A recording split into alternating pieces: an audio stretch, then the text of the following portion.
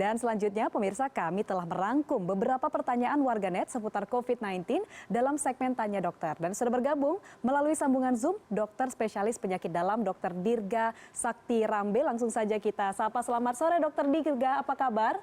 Selamat sore, Assalamualaikum. Kabar baik, Alhamdulillah, Mbak Farhanisa. Waalaikumsalam. Nah, sudah siap ya dokter menjawab pertanyaan dari warganet hari ini?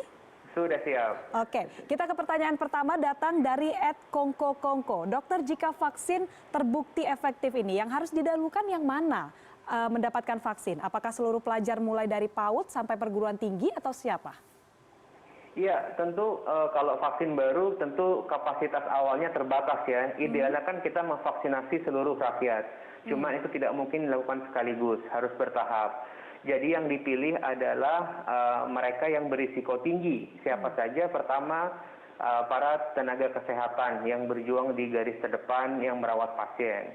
Yang kedua, pasien-pasien yang berisiko tinggi untuk mengalami kasus yang berat, yaitu orang di atas 60 tahun, atau orang-orang dengan berbagai penyakit kronik seperti diabetes, penyakit jantung ya. Baru nanti bertahap sehingga seluruh masyarakat bisa divaksinasi. Oke, berarti dimulai secara bertahap begitu dari yang resikonya paling tinggi ya. Oke, betul. Ke pertanyaan selanjutnya dokter, ini datang dari @santoso 263 27251. Dokter, apakah vaksin ini nantinya akan menjadi program nasional untuk diberikan secara umum ke rakyat juga?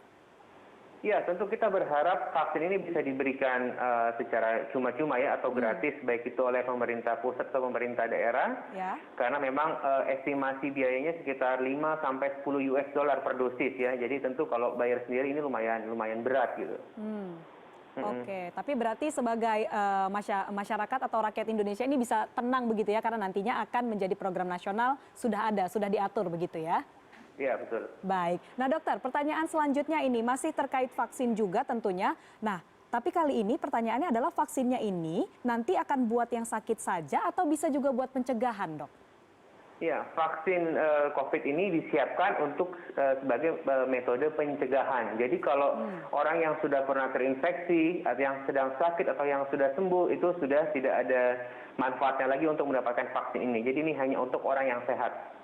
Oke, lalu yang sakit itu nanti bagaimana dok? Apakah memang nantinya akan tetap disarankan mengikuti pengobatan atau tidak perlu dikasih vaksin lagi? Yang sudah pernah terinfeksi tidak perlu vaksinasi lagi, tapi kondisi kesehatannya tetap perlu dipantau nanti ya kalau pernah terinfeksi COVID.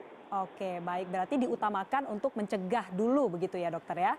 Betul. Oke, baik. Nah terakhir nih dokter, pertanyaan datang dari @jowo_british. Dokter mau tanya, vaksin ini kan merupakan virus yang dilemahkan. Sejauh ini bagaimana ceritanya kita bisa mendapatkan strain yang cukup lemah untuk tidak menyebabkan lesi di paru, tapi tetap dapat memicu respons imun dalam menangkal COVID-19? Atau bagaimana nih dok? Ya, itu tidak betul ya. Vaksin yang diuji coba Bio Farma ini adalah vaksin yang mengandung virus yang sudah mati.